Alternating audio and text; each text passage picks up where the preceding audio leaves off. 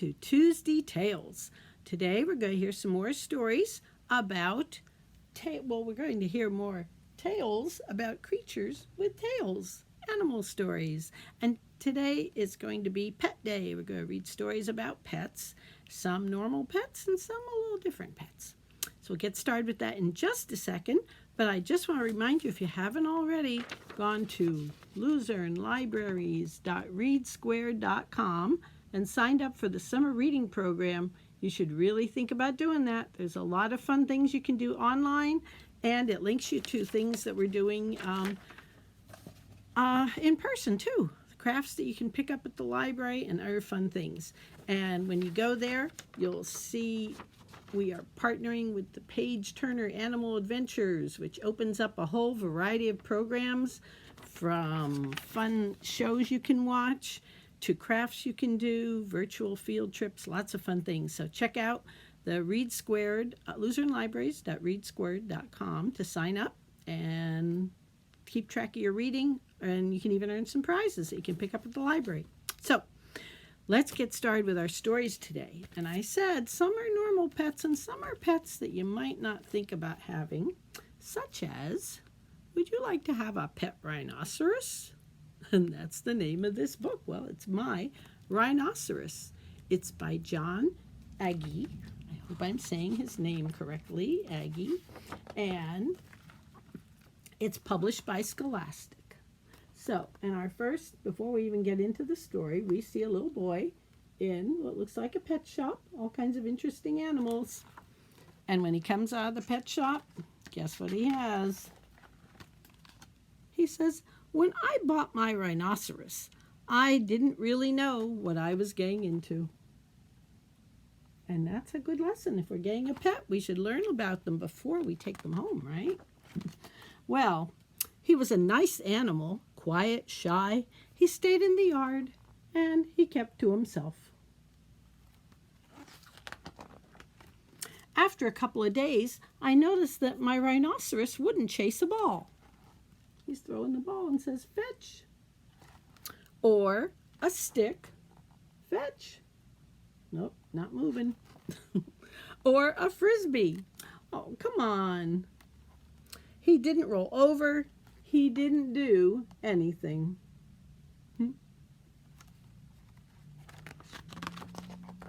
I called a rhinoceros expert. "Does he yank on his leash?" she asked. Excuse me. "No," I said. "Does he attack other rhinoceroses?" she asked. No," I said. "Does he poop on the rug?" "No," I said. "So what's the problem?" "Well, he doesn't do anything," I said. "Well, actually," she said, "rhinoceroses only do two things: pop balloons and poke holes in kites."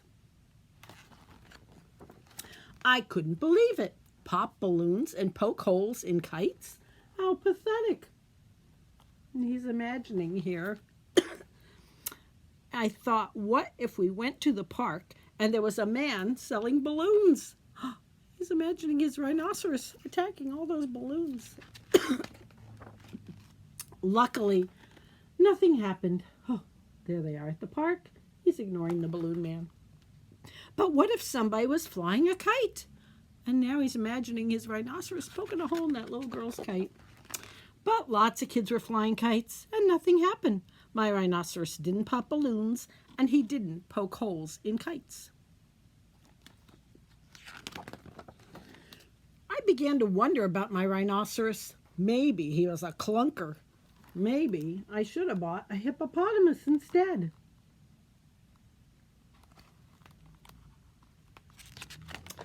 Well, on the way home from the park, I saw a robbery. One of the bank robbers was getting away in a balloon, and the other was escaping in a kite. Oh, look at that. There they go. The robber in the balloon was taunting the crowd. I looked at my rhinoceros. I pointed to the balloon. "Pop," I said. To my surprise, my rhinoceros leapt into the air, swooped at the balloon with his tusk, and pop went the balloon, and down fell the robber. I looked up at my rhinoceros and pointed to the robber in the kite. "Poke a hole," I yelled. My rhinoceros swooped over and poked a big hole in the kite, and down fell the robber. There he is, poking a hole in the kite, and there goes the robber.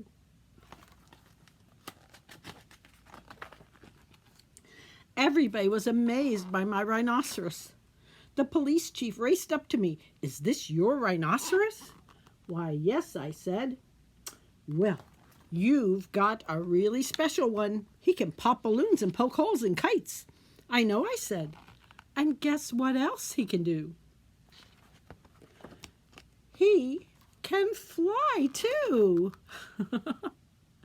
See, he didn't know that till the rhinoceros leapt after those robbers and flew into the air. I don't think I'll buy a hippopotamus. He's going to keep that rhinoceros. So now, do you think you'd like to have a pet rhinoceros? I don't know where you'd find one. Let's do a little rhyme about pets.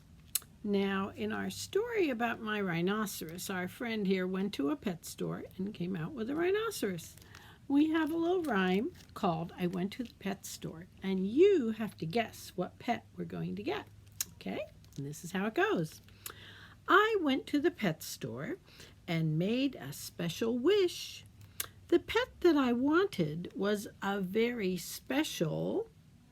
What kind of pet rhymes with the word wish? Can you think of one?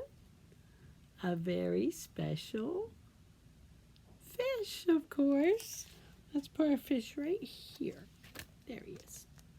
I went to the pet store. I went there at a jog, and I wanted to get a pet with a wagging tail. It was a little... What kind of pet rhymes with jog? It's a little dog, of course. Woof, woof. Put him right there next to the fish. I went to the pet store. It had become a habit. The pet that I wanted now was a soft and fluffy... What rhymes with habit? Oh, here he comes. Rabbit, of course. I went to the pet store. I'm sure this sounds absurd, but the pet that I wanted was a colorful, flying... What is it? Rhymes with absurd. Oh, here he comes. Ooh, a flying bird. A very colorful bird. Let's put him over here. I went to the pet store, and it was no mistake. What I really wanted now was a hissing green... No mistake, it was a snake. I went to the pet store. I went there just like that because I heard a little purr. It was a little... Oh, here he comes. Of course, it was a little cat. Put our cat over there. And there are the pets we found at the pet store. A fish, a dog, a rabbit, a bird, a snake, and a cat.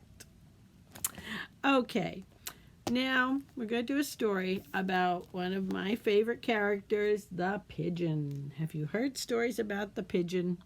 Maybe you've heard the one where he wants to drive a bus. Well, this time our friend Pigeon, the pigeon, wants a puppy. And this, like all the other pigeon books, is written and illustrated by Mo Willems. And it is published by Hyperion Press. And here we see our pigeon making a list of things that he wants. And in big letters he wrote, "Puppy." Oh, hello. How are you? Well, I'm fine. Thanks for asking. By the way, do you know what I want? What I've wanted forever?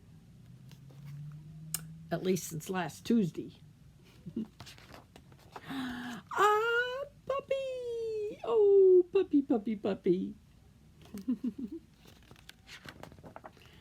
Oh, don't worry. I'll take care of it. I promise I'll water it once a month. Is that what you do with puppies? What? Oh, everybody knows that puppies need plenty of sunshine and water. I think he's confused with a plant. Oh, I get it. You don't want me to be happy, do you? You don't want me to take a piggyback ride on my puppy or play tennis with it? You just don't understand. I'm a puppy-loving pigeon. Aw, puppies. Aw, he's thinking of how much he loves puppies, and he says, I want a puppy right here and right now. Now he's serious. What's that? Is it possible that my dreams have come true?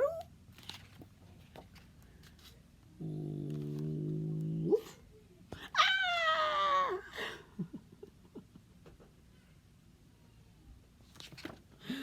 It's huge.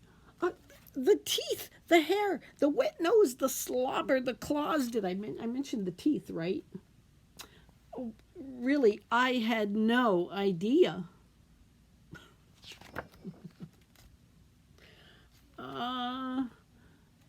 I've changed my mind. He doesn't want a puppy anymore. Whew, he's running away from that puppy. I want a walrus. He wants a walrus. Do you know what a walrus looks like? I'll show you in case you forgot. This is a walrus. Do you think this is what he wants for a pet? You think he's going to be happy if he gets a walrus? I don't think so, but there he is. We'll see. Okay, I have one more quick story, and it's about, well, before we do that story, I just want to tell you a quick song that we could do, or you could do on your own. Do you all know a song called If You're Happy and You Know It? What? Clap your hands. If you're happy and you know it, clap your hands. Well, let's sing it about animals, about pets. Like, for example, if you're a dog and you know it, say, what does a dog say? Woof, woof. If you're a dog and you know it, say, woof, woof. If you're a dog and you know it, and you really want to show it, if you're a dog and you know it, say, woof, woof. Or you could do, if you're a cat and you know it, say, meow, meow. If you're a duck and you know it, quack, quack. And any kind of animal you think of. So you can do that song on your own and think of different kinds of animals and what they would say. Or if they're quiet animals, like, say, bunny rabbits that don't talk a lot, don't make a lot of noise. What else can we say? If you're a bunny rabbit, hop, hop, right? Could jump. So think about other animals you could use in that little song that we all know, okay? And you can do that later. Let's hear one last quick story. And it's a story that's kind of different because it's a story where the pictures really pop out at you. It's called Snappy Little Pets Come Out to Play. And it is written by Dugald Steer and illustrated by Derek Matthews and published by Silver Dolphin Books. Oh, well, you see what's in the first page. Let's open it up. Oh, there he is. A little puppy, just like our pigeon was looking for. Here's a little puppy dog. He's friendly as can be. His bark is asking, won't you please come out and play with me? Woof, woof. Let's see who's next. One parakeet is very sweet, but could you handle 3? A flying flock of feathered pets is quite a sight to see. 3 little parakeets. Who's next? Rabbits hop about a lot. They're very hard to catch. But if you want one for a pet, look in the carrot patch. Oh, they like carrots, don't they, those bunnies? Who is next? Oh, fish swimming round a pretty bowl are a fascinating sight. If you don't want to take them home, it looks like this kitty might. Oh, do you see that kitty looking in the fish bowl? Mice make very quiet pets. They hardly make a sound. The only squeaking that you'll hear is that wheel going round and round. squeak, squeak. I think mice squeak sometimes too. If you think you want a larger pet, you'll need a lot of space, of course. If you have a barn and a grassy field, then why not get a horse? Of course. Uh-oh. Get ready for this one. Are you ready? You ready? You sure? Okay, here goes. Look at that spider. A creepy crawly spider pet is your first choice, you say? Well, go ahead, but don't you dare invite me over to play. Oh, look at that pet. Ooh, those 8 legs. Whoa. Do you think the hamsters really like being in their cages? This lively trio seems about to jump right off the pages. Now it says there's a lively trio. A trio means how many? Do you know? Trio means 3. Can we count 3 hamsters? I see one peeking out of the house. I see one right there in the front. Do you see a 3rd hamster? Where's number 3? Oh, you see a little hamster tail there? He's running in there. That's where he's trying to hide, but we saw him. Uh-oh, there's another one coming up. You better get ready. Here he comes. Whoa, look at that snake. Some people have a great big snake as an exotic pet. I would not want a snake that was too affectionate, right? You don't want that snake to be wanting to come over and give you a big kiss. Maybe a big bite. What's nice is when a pet says squeak and arf or mew, because what he's really saying is, I'm glad I belong to you. And we see some little mice that better be careful, because I don't think that cat's asleep. And that's our story of Snappy Little Pets. Now, I wanted to share this book because this week on our summer reading program with Paige Turner Adventures I told you about before, you're going to learn how to make your very own pop-up book. Won't that be fun to make your own? It won't be quite as fancy as these pop-up books, but it will be a pop-up book that you can make yourself. You'll see instructions on how to do it. So again, join our summer reading program at luzernlibraries.readsquared.com. I have that upside down. Oh my goodness. luzernlibraries.readsquared.com. You can sign up there, or if you go to our Oosterhout Free Library Facebook page, you'll have access to all the exciting Paige Turner programs, including how to make a pop-up book and others. And you can call us to make a reservation to come in and pick up a kit that is filled with all the craft materials needed. No, I can't really see them in here, but all the instruction sheets and craft materials for all the summer reading activities that our Paige Turner is doing. For that pop-up book, you're primarily using a file folder, and if you don't have one, we have those to give you too, in with the rest of the craft materials. So, sign up for the summer reading program if you haven't already. Check out some of the exciting activities that are online, and stay tuned. Maybe we'll be doing some in person too. Thanks for listening to Tuesday Tales. Take care. Bye-bye.